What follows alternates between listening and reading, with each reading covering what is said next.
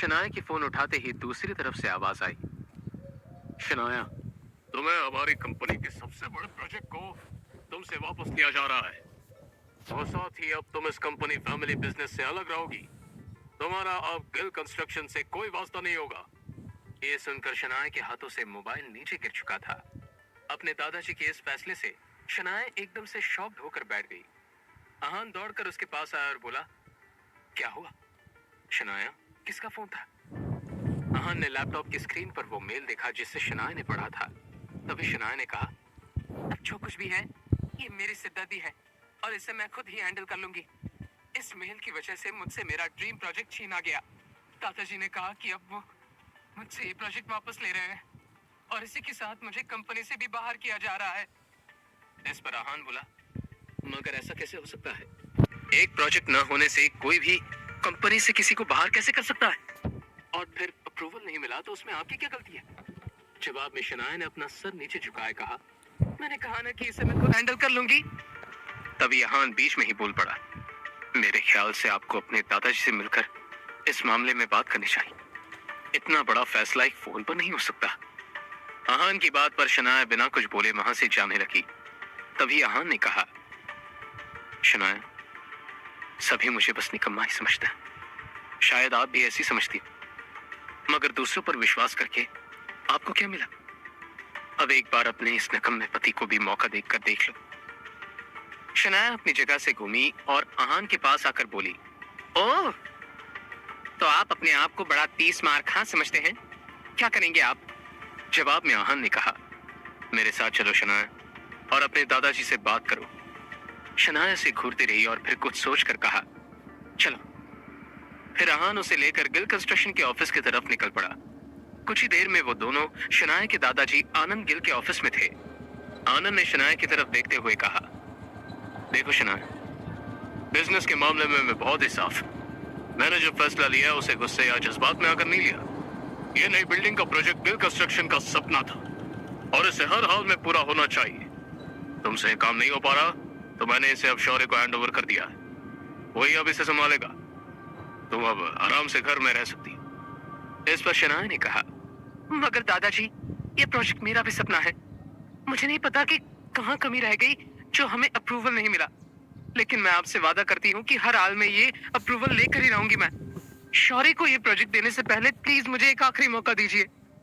आनंद गिल ने एक नजर उठाकर शनाया को घूर कर देखा और फिर कुछ सोचते हुए बोले, ठीक है, लेकिन ये काम आज ही होना चाहिए। शनाया ने हाँ में सर हिलाया और फिर आहान के साथ बाहर आ गई। शौर्य शनाया का ही कजिन था जो हमेशा से ही शनाया को बिजनेस से बाहर करना चाहता था।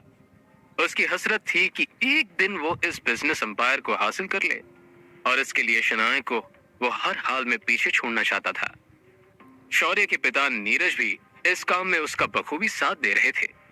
आहान और शनाया अब म्युनिसिपैलिटी के उस सरकारी ऑफिस पहुंच चुके थे जहां से उन्हें अप्रूवल लेना था। तभी शनाया ने वहां से शौर्य को बाहर आते हुए देखा तो चौंक पड़ी। शौर्य शनाया की तरफ देखकर एक कुटिल मुस्कान के साथ उसके करीब आते हुए बोला, ओह, अप्रूवल के लिए आए हो? मगर कुछ नहीं हो सकता शनाया, उस ऑफिसर को मैंने खरीद लिया है। शनाया ने शौर्य को घूर कर देखा और आहान के साथ अंदर बढ़ गई। उस वक्त वहां पर कोई मीटिंग चल रही थी जब शनाया वहां पहुंची। शनाया एक ऑफिसर के सामने आकर गुस्से में बोली, मिस्टर सक्सेना, मुझे आपसे कुछ बात करनी है। सक्सेना नाम का वो शख्स उठकर मुस्कुराते हुए बोला, कहिए शनाया जी, कैसे आना हुआ? आहान सब कुछ अपने सामने होते हुए देख रहा था। इधर शनाया ने सक्सेना से कहा, शहर में बन रही गिल कंस्ट्रक्शन के बिल्डिंग के लिए जो भी जरूरी डॉक्यूमेंट्स हैं वो सारे कंप्लीट हैं। हर जगह सभी नियमों का पालन किया गया है। बावजूद इसके हमें अप्रूवल नहीं मिला। क्या मैं जान सकती हूँ ऐसा आपने क्यों किया? तभी शनाया के पीछे से किसी औरत की आवाज आई, मैंने ही ऐसा करने से मना किया था।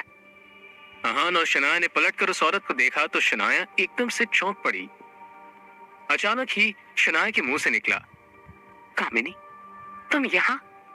जवाब में कामिनी मुस्कुराते हुए उसके पास आई और बोली, हाँ मैं यहाँ यही तो काम करती हूँ मैं, और ये जिस सक्सेना से तुम बात कर रही हो ये मेरा पति है शनाया।